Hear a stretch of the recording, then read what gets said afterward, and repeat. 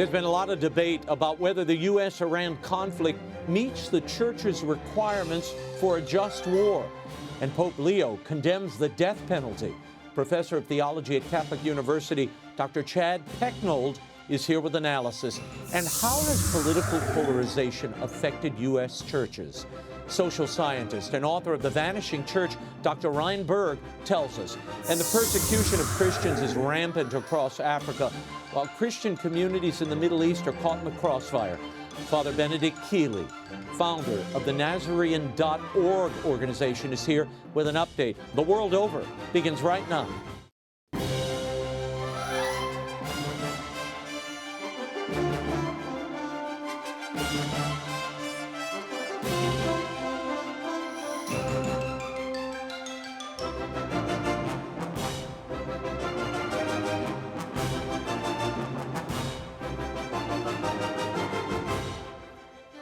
Now, Raymond Arroyo.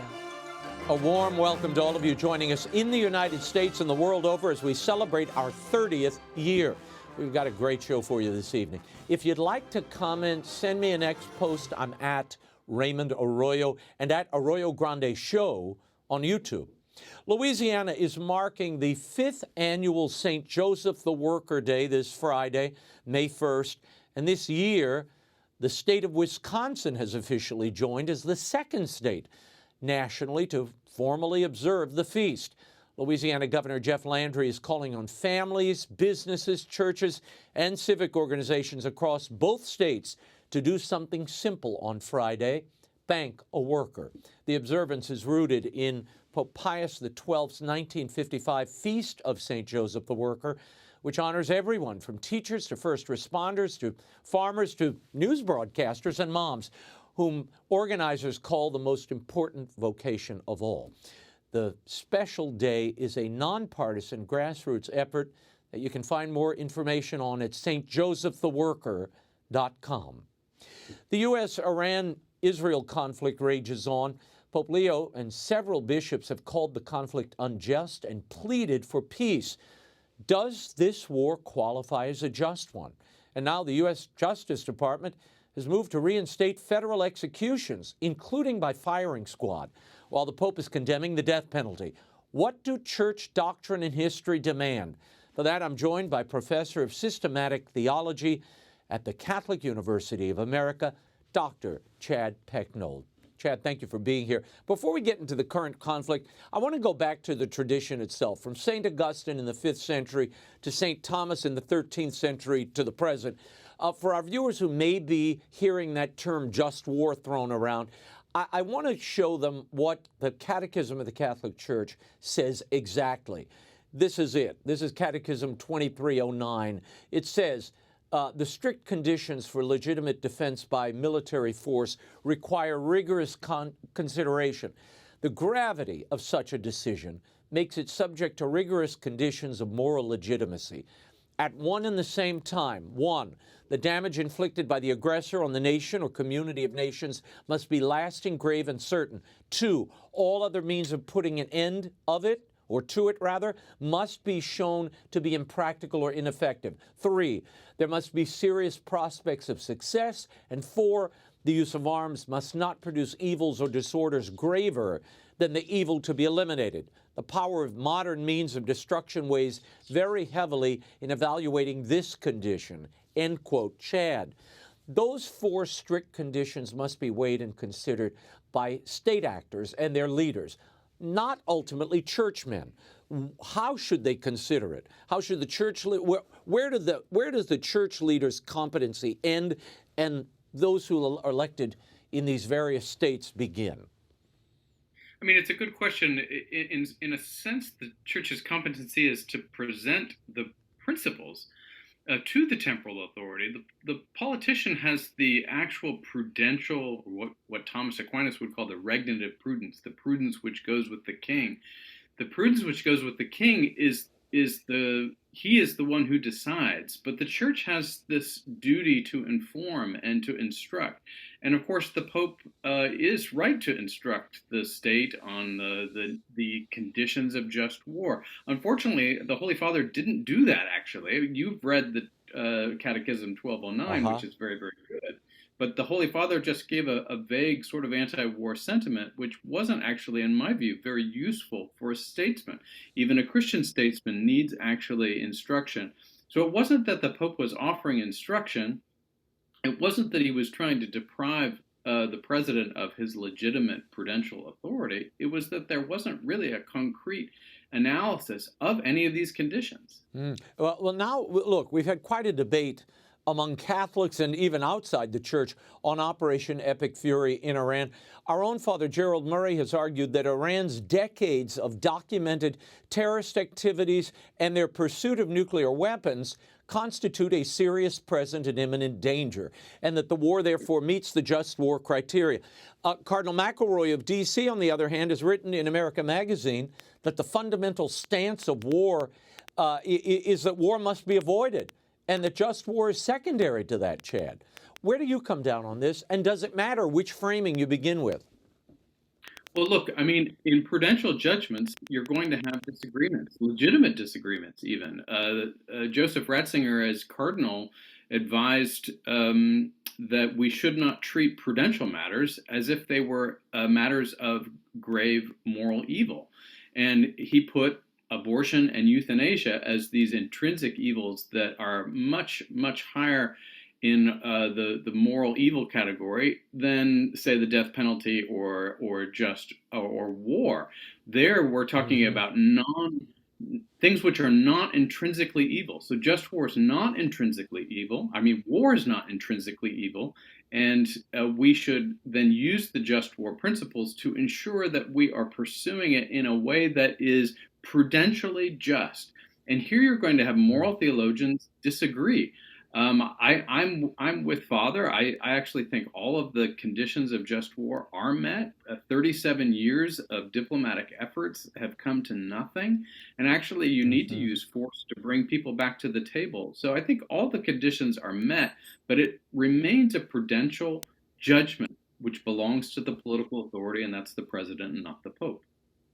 Yeah. Well, you just mentioned that, this idea that, war is just and can be moral. Pope Leo just called it an unjust war, and he said at Easter, God does not bless any conflict, end quote. I mean, he's urged citizens to contact their elected officials and demand peace, Chad. Are Catholics bound to agree with the Pope, or is this a prudential judgment that one is to take into consideration, but you needn't march in lockstep with the Pope on this one? Yeah, I mean, I think you owe a certain kind of debt of respect to the Pope, but this is not within the Pope's jurisdiction to make the final judgment about the justice of war. It's ultimately on the president's soul. If he's waged an unjust war, that's the final judge is God, but the Pope is not the judge of these wars. And in fact, throughout history, popes have frequently been on the side of defensive just wars. We're just celebrating today a feast of Pope Pius V, who actually called for the war of Lepanto. The Battle of Lepanto was one that he absolutely felt God was hearing the prayers of those who fought, and indeed Our Lady won it. So I think it is actually not consistent with church history for popes to say that all wars are unjust, that we're not pacifist. And I don't think that any of the faithful have an obligation to believe that the Catholic Church is pacifist, regardless of what anyone says. Chad, you make a great point. And the other issue here is, look, the Pope does not have the full information, the strategic information, the international data that a president or head of state would have. So therefore, he's limited in even what his appraisal can be, in that he doesn't have all the facts or the imminent threats in front of him. That's right. And this is precisely why the Church has always taught that the decision really does lie with the legitimate authority. It's actually one of the conditions that the one waging the war has legitimate authority. Of course, this war was engaged in, this conflict was engaged in according to the War Powers Act. And so it completely meets the condition of legitimate authority. And the Church has always recognized that. This is one of the absolutely necessary conditions, is that the legitimate authority is the political authority and not the Church. And even the Pope's does have a comprehensive and supreme authority over the church, but it's fundamentally a decision that the church respects belongs to the political rulers. Chad, one other point that I've been following this as closely as you have over the last several weeks. The Pope Leo and a number of these cardinals and bishops we've heard from, they seem to express more moral indignation against Trump and Netanyahu than against the Ayatollahs in Iran. I mean, this is a regime that's killed tens of thousands of their own people, explicitly pursued nuclear weapons to attack their neighbors and even the United States. Can you make a plea for peace, Chad, without acknowledging and confronting unjust aggressors and all the players in a situation?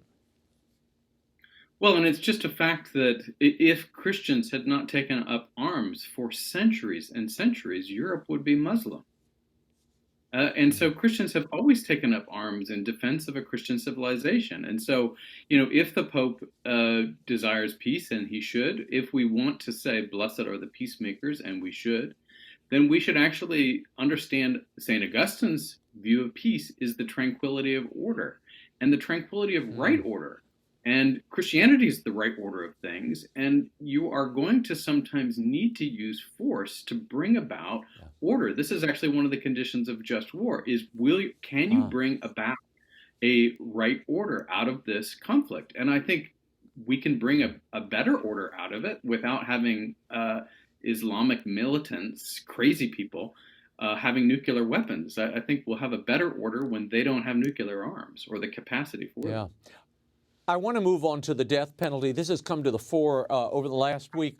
Philosopher Edward Fesser has been quite direct on social media. He characterizes the death penalty debate we're having in the church as, quote, stupid and tiresome. He insists that there are two unmet, Chad, and that is the death penalty is not intrinsically immoral. Is there a distinction here between moral principles that belong to the magisterium and, again, prudential applications that belong to statesmen? Yeah, I mean, I think we've had a sort of dumbing down. I mean, Ed Feser is absolutely right. This is kind of a silly debate, a frustrating debate, because we've had a dumbing down of the church's moral instruction, and things have been kind of reduced down to sort of pieties around, a progressive, world. And this has been detrimental to the church, because now the church kind of thinks that everything that we don't like is morally evil in the same way. And the death penalty is an evil, but it's not what the church calls an intrinsic evil. Abortion is an intrinsic evil. It's always wrong under every situation. The death penalty is more like, Thomas Aquinas likens it to having to amputate your leg. I mean, we don't want to amputate your leg, but if there's gangrene in your leg, we want to save the body politic, and so we have to take the leg off. It is an evil, but it's not an intrinsic evil, because the death penalty is actually going to save the body politic. And I think it's an apt analogy, because it tells us that now, if we have a really thick moral theology, and we do on paper, and I think the bishops whose office is to teach should teach this more, is that we actually now have to think about a moral hierarchy. And abortion is much more severe of an evil, much more of a grave evil than the death penalty. And we should not think that the death penalty is something that can suddenly be prescribed by the church when it has been permitted by the church for millennia. Well, not only permitted, Chad, as I pointed out to the prayerful posse this week, the Vatican city-state and the Vatican papal states, up until 1870, they were actually executing prisoners and people who had erred. So, it wasn't that they were just permitting it. They were doing it themselves. So this idea that suddenly it's illicit and immoral now doesn't really make sense. The Department of Justice also just moved to reinstate federal executions and expand methods to include firing squads. There are currently, by the way, and you made the comparison between the intrinsic evil of abortion and the death penalty, there are 3 people, count them 3, on federal death row, Chad. How many millions of children are slaughtered every year because of, the government's embrace of abortion and allowing it to be legal. And yet, since 2018, the Catechism, revised under Pope Francis, reads that the death penalty is, quote, inadmissible because it is an attack on the inviolability and dignity of the person, end quote. Chad, for our viewers, what changed exactly in 2018? And what does inadmissible theologically mean? It doesn't mean anything. It's actually a made-up term of the 20th century. It's basically when the church wants to use an imprecise way of saying we do not condone this. To say something, to prescribe something like abortion, you can just immediately say, well, it's an intrinsic evil, and therefore it's always wrong in all ways. They know that they cannot say that. They know they can't say that, because to say that is to immediately invite rupture. And so they invented, on the back of various prudential terms that were used previously, they invented this or reappropriated this term inadmissible to the gospel or inadmissible to the church. And of course, when you say that, it sounds like you're saying this is an intrinsically evil thing, but it actually doesn't mean that. It just means we don't like it. That's all it means. And yeah, well, and I think they also qualify it with modern means render this inadmissible, so that we can incarcerate these guys forever, so they don't need to be put to death. But then you're imperiling the people who are guarding them and the common good in the prison. And on top of that, as Cardinal Avery Dulles, who was a dear friend of mine, wrote extensively about, you're giving this prisoner on death row a finite time in which they can right their soul with God and make restitution for their crimes, Chad. That is the focus of the church, to salvation, not the preservation of the body, particularly after one commits heinous acts. I mean, there's the justice that's owed to the bonum commune, there's the justice that's owed to the community, but then there's actually helping the penitent, hopefully, come to true penance and make things right with God. I mean, that's the essential, spiritual good of the death penalty. Right. I think we've lived for so long with very, very fuzzy moral thinking. We actually don't even know what the death penalty is anymore. We don't know what it's for. We don't know how to use it and how to understand it as a just act. Pope Leo had this to say on the papal plane returning to Rome from Africa. I want you to hear it. I condemn all actions that are unjust. I condemn the taking of people's lives. I condemn capital punishment.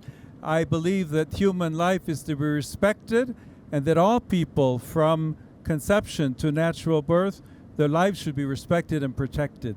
So when a regime, when a country takes decisions which takes away the lives of other people unjustly, then obviously that is something that should be condemned. Chad, the Pope is also releasing a video this week that condemns the death penalty on the grounds that it violates the inherent and inviolable human dignity of the person. What about the threat to society and the common good? And you heard the qualification the Pope made about unjust taking of human life. Mm-hmm. Yeah, there's always a sensitivity to not be accused of rupture, but I think there is a bit of rupture going on here. And I think my response to that would be what the loss of the death penalty has meant in progressive society is actually repeat offenders. Is the justice system, it no longer thinks that there is any final kind of punitive judgment, and therefore the violent criminals are released and they kill and they kill and they kill again. And you have this gangrene that develops in a society that is destructive not only of the society, but of the church in that place, and destructive of the families in that place. And so you have this kind of false mercy that's offered to the murderer. Fulton Sheen has a great speech about this, a sort of false mercy that's offered to the murderer instead of those who are murdered. And we have to actually think about justice to those who these crimes are committed against. Yeah. Yeah, there's a little emphasis on the taking of innocent human life here, Chad, which I find, distressing. We're so focused on these criminals, and again, in the federal sense, nationally in the United States, we're talking about 3 men. I'm going to say it again, on death row, 3 guys. Right. So you've got the papal indignation at full throttle here, videos being made. Meanwhile, you've got millions of children dying to abortion. How many divorces do you have? How many children are lost to the streets or killed, or abused? That should be the focus here, it seems to me. And going back to Fesser's argument that you can't declare the death penalty intrinsically immoral without contradicting Scripture and 2,000 years of prior church teaching and every pope on the matter up to Benedict the 16th. As a systematic theologian, how do you assess these contradictions? Well, how did we get here? Well, I mean, I hate to say it, but because of boomers. I mean, we had a very poorly formed generation, a generation that sort of wanted to throw off all of the thick moral teachings of the church. They wanted to have laxity in various areas, especially sexual ethics. But then once you start getting laxity in one area, you're going to get laxity in all the other areas. And so, you want laxity in sexual ethics, but pretty soon it's not just there, it's justice in every part of life, including the death penalty, including just war. And so you have this, clarity is charity. We need the younger generation of priests and bishops to be clear and to bring the clear teaching back, because we had the boomers were damaging, and we all know boomers that we love. I love many boomers, but boomers as a generation in the church and outside of the church have been very, very damaging, and they're holding on tight. Pope Leo is actually one of the younger ones at 70, but he's surrounded by advisors who are in their late 70s and 80s, and they're holding on very tightly to the 70s and the 80s and the 90s, and it's very hard for us to get out of that slump. And I think the church has been in a genuine moral slump.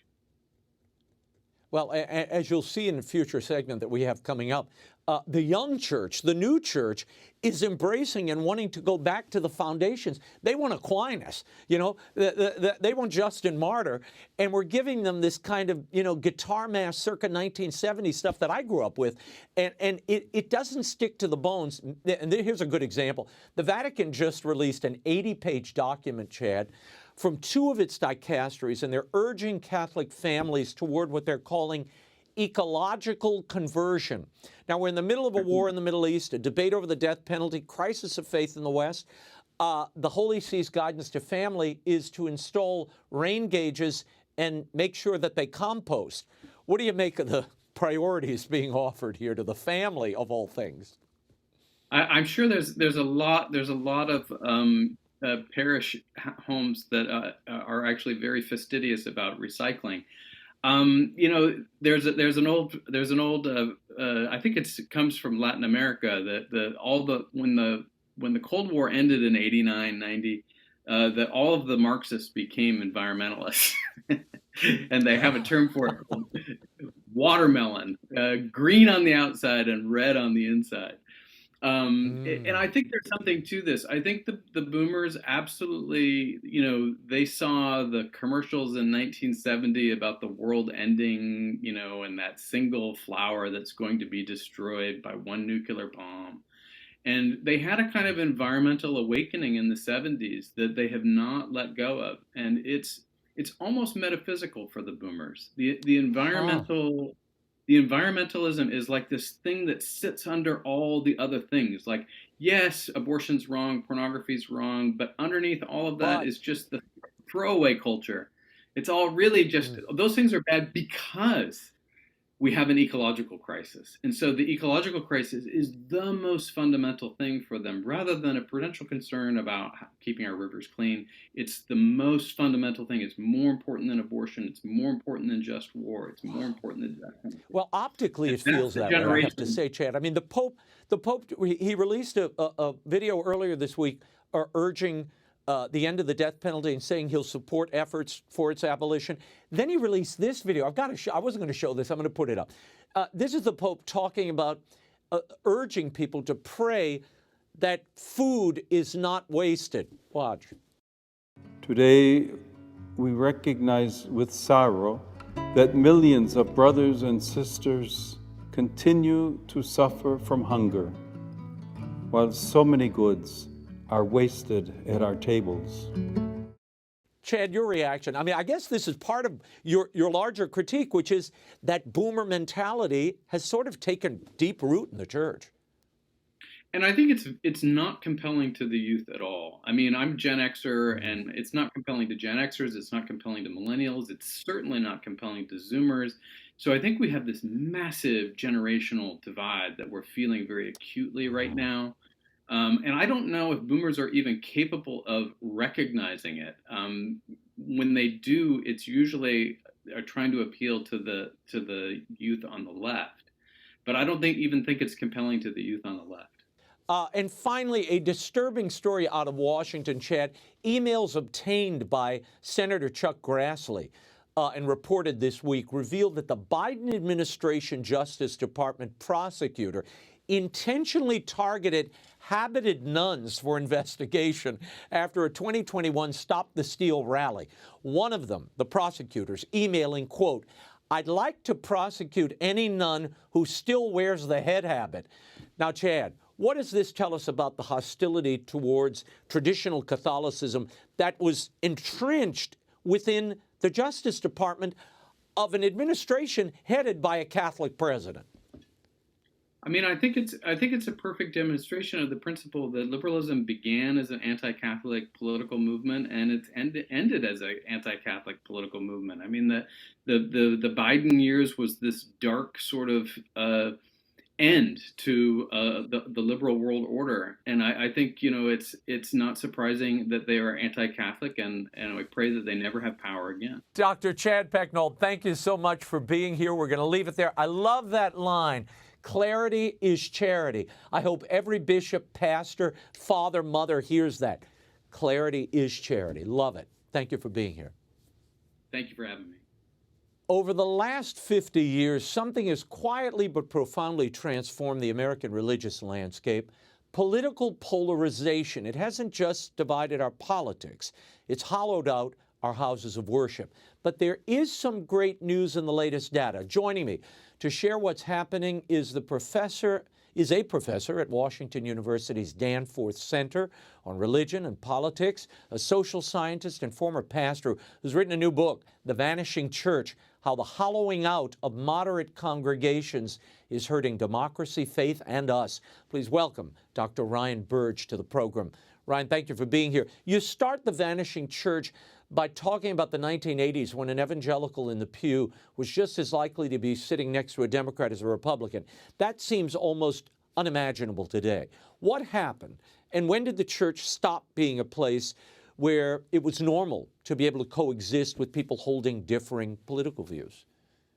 And what's even more wild, Ray, is the fact that in 1972, a majority of white evangelicals are Democrats. And by 1990, the Republican share and the Democratic share were about equal, around 45%. And now white evangelicals, 82% of them voted for Donald Trump in 2024. Over 75% of them identify as Republicans. And it's almost become an endangered species to be a white evangelical Democrat when they were the majority, 50 years ago. And really, it's a whole bunch of things moving at one time. I think that the parties have sort of sorted themselves out over politics. The Republican Party with the religious right has obviously courted conservative voters, family values voters. And the Democratic Party is largely shifted the other direction, and almost half of Kamala Harris's voters in 2024 were atheist, agnostic, or claim no religion in particular. It was only 12% of Trump's voters. 70% of Trump's voters were white Christians, 80% were Christians of any racial background. Among Democrats, it's around 50%. So, the parties have sort of figured out they have different constituencies. I think they themselves are leaning into their constituencies. The Democrats have moved more in a secular direction, and the Republican Party has kept courting those white evangelicals, white Catholics, kind of white Christians across the board. Yeah, you're a data scientist, so I want to look at some of these numbers. You describe, and you mentioned it a moment ago, what you call the big church sort, where moderate and liberal Christians left congregations in droves as those congregations tilted more conservative. But Ryan, what does that shift look like, and which traditions were hit hardest?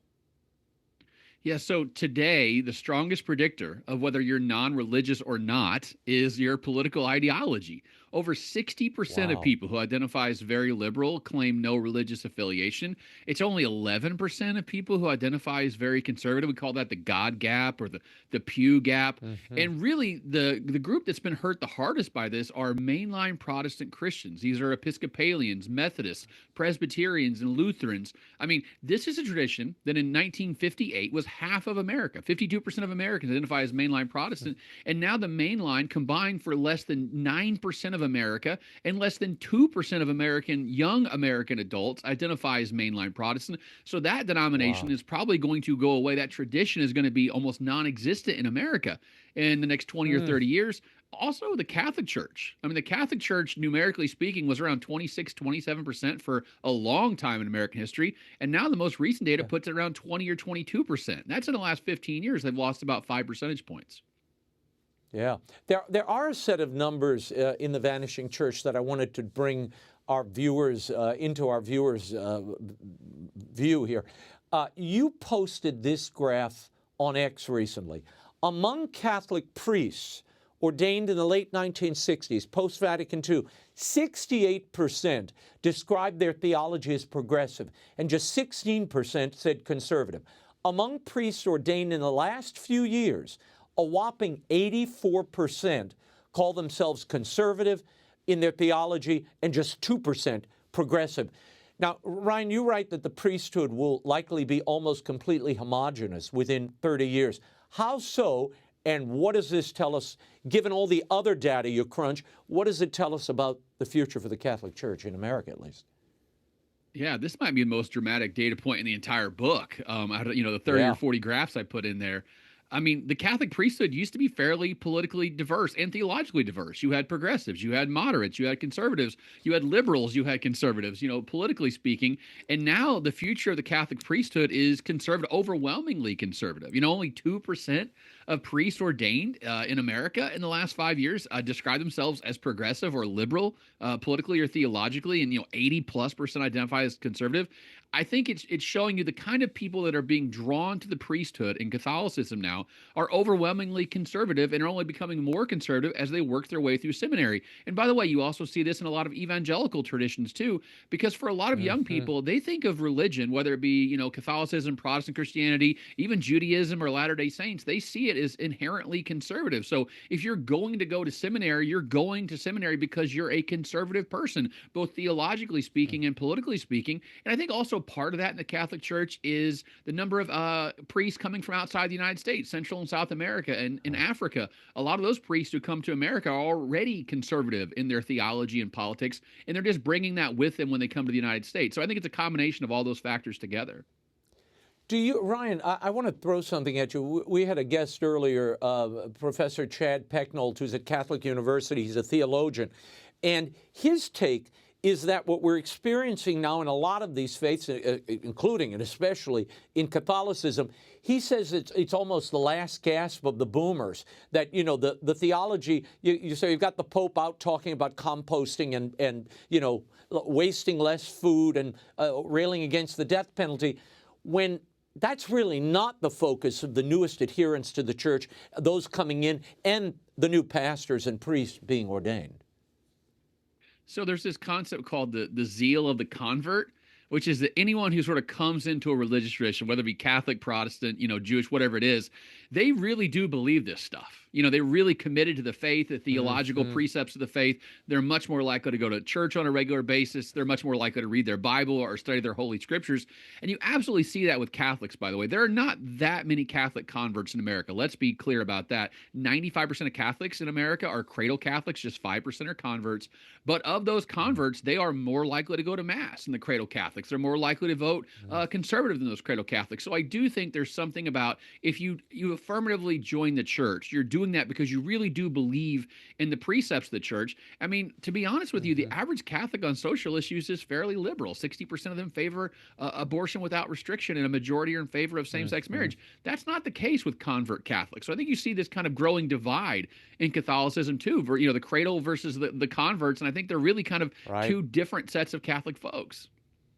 Yeah, well, given your statistics on the priesthood, coupled with the particularly young, very young men predominantly who are coming into the Catholic Church, I think that is great news for the future, because they will either convert or wash away the other people who are either on the wrong side of issues that depart from church teaching, or just wishy-washy and don't participate at all. I agree, the zeal of the convert is a powerful force. You were a Baptist pastor, Ryan, for 17 years. And you watched your own congregation in Mount Vernon, Illinois, go from 30 people to 8. What does that kind of shift feel like from the pulpit as opposed to your view as a social scientist? It makes it a lot more real. I'm not going to lie. Whenever, you're out there preaching every Sunday, and then, go from 30 to 25 and 25 to 15 and 15 to 8, you start thinking to yourself, what am I doing? How am I failing? Am I not preaching well enough? Am I not called by God? Am I just in a bad situation? And it's hard. It's hard to get up on a Sunday morning and preach every Sunday, knowing that the number of people there is going to probably be smaller than it was a year, 5 years ago. And it's probably going to be smaller than that 5 years from now. So it's hard to maintain that encouragement, that momentum, that feeling of hope and optimism. And I think for a lot of us, we realize somewhere along the way that this is it, that we're not going to sort of pull out of this tailspin. And for many of us, it was a relief. We decided to close down because it's a lot of work, carrying an organization when you only got 8 or 10 people on an average Sunday. Before we run out of time, we're seeing something extraordinary happening. Catholic dioceses are reporting record numbers of converts this Easter, young people flooding into parishes, that flocking particularly, and this tracks with your data, Ryan, to the traditional Latin Mass. Anything else that we should be aware of aside from the great statistics on young priests? So there is some data that indicates that there's been a surge in adult converts, particularly to Catholicism. But I think we have to put that in a larger context, right? So the macro level forces against Catholicism in America have been going in a negative direction for a very long time. So, the numbers are up. We don't have the 26 numbers now because it's still pretty early, but it looks like those numbers are still going to be below where they were back in 2000. So, the baseline was very low because of COVID and all those things. And you also got to consider the fact that in the 1960s, the church was baptizing over 1 million infants every year, and now it's about 400,000 infants every year. The number of nuns in America has gone down dramatically. We have a priesthood shortage in America that's pretty dramatic. I mean, it is. These are positive numbers, and I'm more than happy to publicize those positive numbers, but I think it's also really important to put these in larger context. I mean, the Catholic Church has suffered some significant declines in America in the last 60 years, and there's some green shoots now of maybe a revival, maybe a resurgence, maybe some numbers coming back, but man, there's a deep hole to dig out of. Now, this is the first step. It'll take many, many bigger steps after this to get back to where the church was even 30 or 40 years ago. But, the church is moving in a positive direction based on these most recent numbers.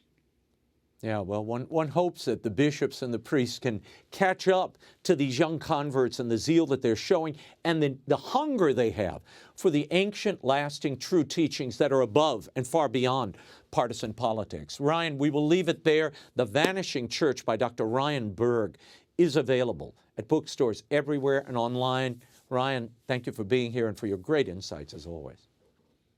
Thanks, Ray. Appreciate it. And over on the Arroyo Grande podcast, don't miss this. I sat down with environmental scientist Bill Lotto and theologian Father Andrew Dalton. They are two renowned experts on the Shroud of Turin. We uncover and explain the mysteries of the linen. They reveal the very latest scientific investigations of the shroud, and they answer the question, is this proof of Jesus' resurrection?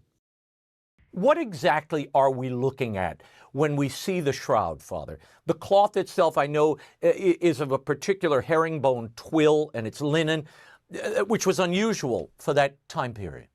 Yes, this is a 14-foot wide cloth, and as you say, it's a 3-to-1 herringbone, and what's on it is what's most deserving of our attention. There's not only bloodstains, but it's also the image of a man who's been crowned, crucified, scourged, pierced in the side, inflammation in the cheeks, a plucked beard.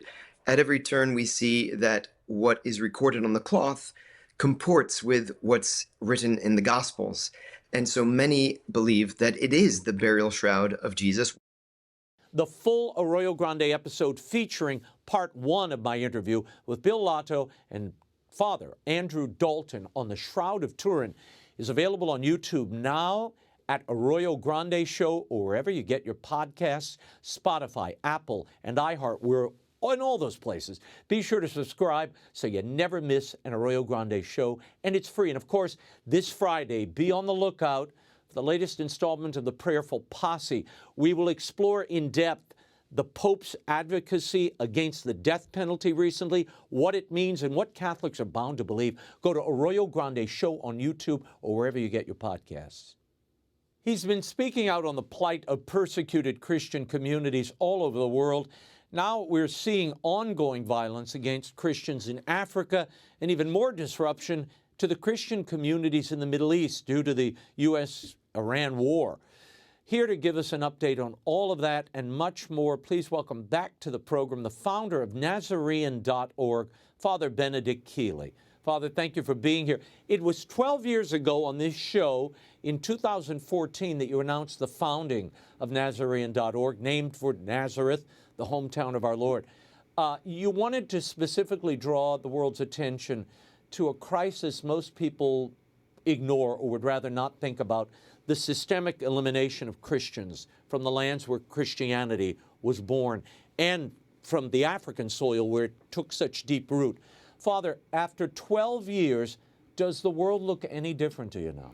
Well, first, Raymond, thank you so much because, yes, we launched the charity on September the 24th of 2014 on your show. You've been so good to us through the years and such a supporter of persecuted Christians. In many ways, yes, we could say in parts of the Middle East things are stable, but they're never safe. But in Africa, for example, yes, just even in recent days, the jihadists have seemed to be taking over in Mali, in Burkina Faso, all across Africa. We hear and have heard that ISIS was defeated. That's perhaps technically correct in terms of the caliphate in Iraq, but they're rising again. But across Africa, ISIS is not defeated. Islamist jihadists are causing chaos throughout Africa, almost winning countries. And it's a grave crisis, not just for Christians, it's a crisis for the West, because in terms of Europe, for example, the migration problems that Europe saw in 2015 are going to look nothing like what's coming if millions upon millions of Africans start swarming from Africa into Europe. So Christians are suffering massively, and the West seems to almost turn a blind eye. Yeah, Africa really, the numbers are staggering, and the reportage I see weekly, you don't think it can get worse, and it does. Nigeria alone has become what many are calling a killing field for Christians. Boko Haram, the Islamic State, Fulani militants, hundreds of villages and scores of priests and pastors have been murdered and burned out of their churches and homes. Now, in Mali, jihadist groups have effectively severed entire Christian communities from the outside world, Father. Tell us what's actually happening on the ground to Christians in Nigeria and also in Mali. In Nigeria, the term genocide can be used now. 5,000 Christians martyred last year, men, women, children, burned alive, their churches burned, as you said, villages. But as I said, the problem is now spreading through the Sahel region, Nigeria, Niger, Burkina Faso, Mali. Jihadists the French kind of withdrew. The French, because that's very much been part of their world, but the French forces withdrew. Russian mercenaries were sent in, but they've just been forced into retreat by the jihadists. This will, of course, immediately mean slaughter of Christians, as well as all the poor suffering people, the Muslims included, moderate Muslims. So it's a major world crisis, which is not getting onto the mainstream media at all. The international press, as you mentioned, it largely ignores these hotspots. Western governments issue statements, but then they move on, even within the church. I mean, the Vatican itself, Father, has been, I would say, very measured at best in their condemnation of what's happening in Africa. Why is the persecution of African Christians treated as somehow less urgent than other humanitarian crises that the Vatican spends its time raising its voice about? Well, the Church sometimes seems to concentrate on things which may be important issues but are not life or death issues. For example, global warming. And we have a priest friend who has said once, well, if you're about to have your head chopped off, you don't really care about the air conditioning. The Church seems to be, often it's what you could call first world values. But it's a tremendous, we're recording this on the feast day of St. Pius V. Remember, he urged the whole world to pray the rosary to save the Western world at the Battle of Lepanto. It would be rather nice to have at least a day of prayer, World Day of Prayer for the persecuted. I get frustrated. I've been doing this, as you said, for 10 years full-time as a priest to represent the persecuted. And so often even bishops or priests, bishops either don't know anything about it, they're indifferent, or even really don't think it matters very much. Look, we can't talk about persecuted Christians without turning our eye to the Middle East. The situation has been dramatically complicated by the Iran war. The ancient Christian communities in Iraq, Syria, Lebanon, which we reported on recently, these communities that trace their lineage back to the apostolic era are suffering, Father. What are you hearing from Christians on the ground there? And have you been to the region since fighting started? Not since fighting. Well, actually, not this war recently, but back in August, I was in Egypt just a few weeks ago. So luckily, Egypt hasn't been bombed yet. But no, in Iraq, I speak weekly with our friends, priests there, and bombs are dropping on, because for the viewers, the areas where the Christians live now, mainly in the Nineveh Plain, where Jonah preached. The Nineveh Plain is where now the Shia militias, who are controlled by Iran, really Iraq is a proxy of Iran now. It's enemy territory. They've been dropping bombs on those villages to attack the Shia militias. But the Christians are very worried. They're fearing again they'll be driven out. It's always that sense of anxiety and what comes next. And it's been an opportunity. When I was there in August, the bishop, he was a little bit more robust perhaps than some Western bishops. He was saying he could tell President Trump in a 5-minute call who to eliminate, we might say, needed to be eliminated. And he said then we might actually have peace here. So I hope President Trump might actually take his call one day and get those names. What's happening in Lebanon? We've been reporting a lot on this, where you have Christians, these Christian communities on the edge of Israel. They feel they're really being crunched by all sides, because they have Muslims who are, when they vacate their homes because of the attacks from the Israeli military, they vacate their homes and the Muslims move in and use it as shelter or a place to harbor the militants. So they're really caught in the middle of the pinchers here. And no one is advocating for them. Lebanon is a failed state. We're even hearing about negotiations between Israel and Lebanon, the Lebanese government. The Lebanese government really doesn't control anything. Hezbollah, the Iran proxy, really runs Lebanon. And so these negotiations, I don't know where they'll lead, but the people are suffering. All the people are suffering.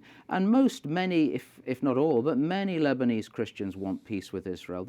They know Israel is not the enemy of the Christians, but Israel obviously is thinking again of its own security in terms of that Iran proxy.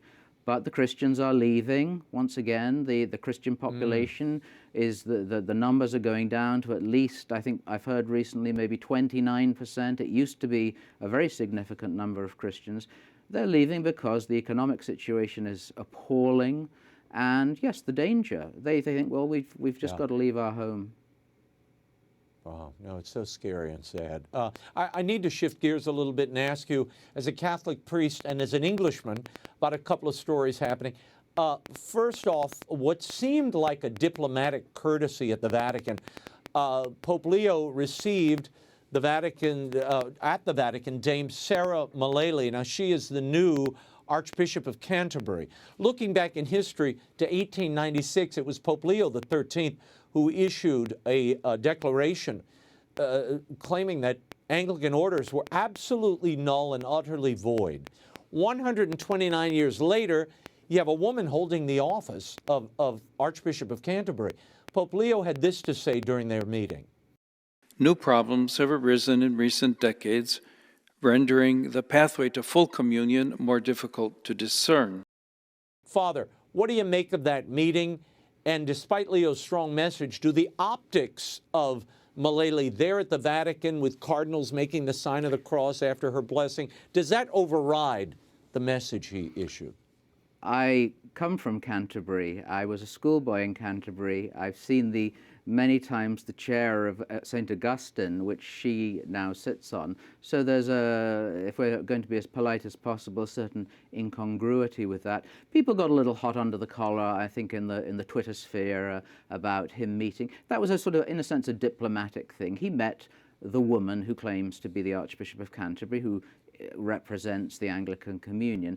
But it was very interesting. There was a shift of emphasis. If you noticed in that discussion, he really shifted the way from the way things have been recently. He spoke about the severe problems that have emerged, and without being too blunt, the most severe problem was the person sitting in front of him, the impossibility of a woman being, let alone the Archbishop, but a priest. Apostolicae Curae, the encyclical of his predecessor, his namesake, Pope Leo XIII, it's an encyclical. It's solemn doctrine of the Catholic Church that not just a woman is not a priest. Any Anglican minister is not a priest. I'm not being rude. That's the solemn teaching of the Church. Nothing has changed. The optics also changed, because if you remember a certain point in the days of the pontificate of Pope Francis, they did a joint blessing together with the former Archbishop of Canterbury, the man, Welby. Thank God, this time they did not do that. That would have been very, very problematic. However, as you say, there was one situation, I think in the Clementine Chapel, where St. Peter's is buried. Dame Sarah gave a blessing, a priestly blessing, and there was an image of a bishop, I think, bowing his head and making the sign of the cross, as though he was receiving that priestly blessing. That's not a good optic, because that is not possible. Yeah. This brings to mind really one of the great moments and I think initiatives of the legacy of Pope Benedict XVI, the personal ordinariate of the chair of St. Peter, which he created specifically to welcome Anglicans into full communion with Rome while retaining their beautiful liturgical patrimony. The ordinariate is now 15 years old, Father. Given what we're seeing in Anglicanism now and the fractures happening within that communion, will the ordinariate finally reach its potential, do you think? Well, soon? Or is it reaching it now? I'm a priest of the ordinariate, and I'm priest of the ordinariate of Our Lady of Walsingham, which is the English branch, the British branch. This is the answer to the ecumenism issue.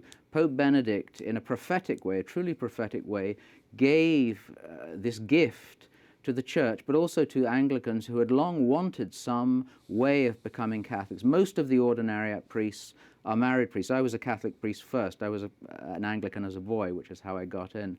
But this was the gift of Pope Benedict, to allow Anglicans to come, and not just priests. A parish I help in England, in Kent in England, two priests and the congregation of 72 people, a very good number, 72 people came into the church. Many bishops, Anglican bishops, I think now 6 ex-Anglican bishops have come in and become Catholic priests. This is the way. You talk about church unity. You can become a Catholic if you were an Anglican. You keep the beautiful language. We celebrate what's called divine worship, which for those of a traditional bent, we celebrate ad orientem, you kneel for communion, receive on the tongue, and we have that beautiful Cranmerian language, the these and the thous. And so it's very English. And one of the things about the Anglicans are they say, well, we're the English church. Well, which of course, Henry VIII destroyed the English church. The Catholic Church is the English church. Before the Reformation, we had the great saints, Thomas Becket, Anselm, all these, Dunstan. The Catholic Church of England is the Catholic Church, but the ordinariate is this beautiful gift, 15 years old. And in fact, Pope Leo's just written a document, the DDF has just produced a document really solidifying that, speaking of the gift of the ordinariate, the gift of beauty, the gift of teaching and preaching. perhaps some of the bishops have not been as friendly to us as they could have been, certainly in England, because, as one of my priest friends said, maybe we were the wrong sort of Catholics coming into the church, maybe perhaps a little too traditional or orthodox. But a lot of young people are coming to us now, thanks be to God, and enjoying the solemnity and the beauty and the charity that we provide. Before we wrap up, Father, I want to return to Nazarene.org. What are you most proud of since the founding? And tell us a little about the rescued families, the rebuilt churches, the strengthened communities. How does that look 12 years in? Well, we officially became a charity in 501c3 in 2016, but as we said at the beginning, starting in 14, raising money. It's very, very specific. It's me as a priest, in fact, the only priest really I'm not blowing my own trumpet, but no one else will blow it for me, so I might as well. But the only priest in the English-speaking world advocating for persecuted Christians full-time. And then the other part, the charitable part, the aid, is very specific. We microfinance small family businesses so Christians stay in their lands. So 10 years ago, we were just beginning in Iraq. Now we're in 6 countries, Iraq, Lebanon, Syria, Armenia, Egypt, and Jordan. In Iraq alone, there are about 70 businesses, women-run businesses, farms, taxi drivers. And this is the way you give. Americans understand this very well because you are all children of people who founded their own businesses, or people stay in their own homeland. The church breathes with 2 lungs, the lung of the East and the West. And so 10 years later to say, yeah, a lot of Christians, not a big number, it's small, but they're still in their homes. And before we wrap up, Raymond, I think I want to give you in particular, it's a very small gift. It's we give an occasional award. It's called the Witness Award, and this is the first martyr, the first witness, St. Stephen. The icon is drawn by the nun in Lebanon who does our icons. And you have been a witness. You've been a champion, as I said from the beginning. You even made Christians, persecuted Christians, your people of the year, your person of the year a few years ago. So I'd like to present this to you as a thank you, as a witness for persecuted Christians. Well, I'm humbled and touched by it, Father. I thank you for that. And I guess having an image of a martyr on the wall is probably a good example. It'll get you prepared, Raymond. It'll get you prepared. That's right. Be prepared like a Boy Scout. Look, I am touched and humbled by that, and I thank you so much for the recognition, and I thank you for the great work you do. And you can visit Nazarene.org to follow the latest news and how you can help persecuted Christians in these communities in Africa and the Middle East. It's such important work. Father Benedict Kiely, thank you as always, and we'll check in with you soon. Thank you. Bless you, Raymond. That is all the time we have for now, but be sure to catch us next week. Until then, we'll be scouting the world over for all that is seen and unseen. On behalf of the staff and crew of EWTN News, thank you for watching. I'm Raymond Arroyo. Bye now.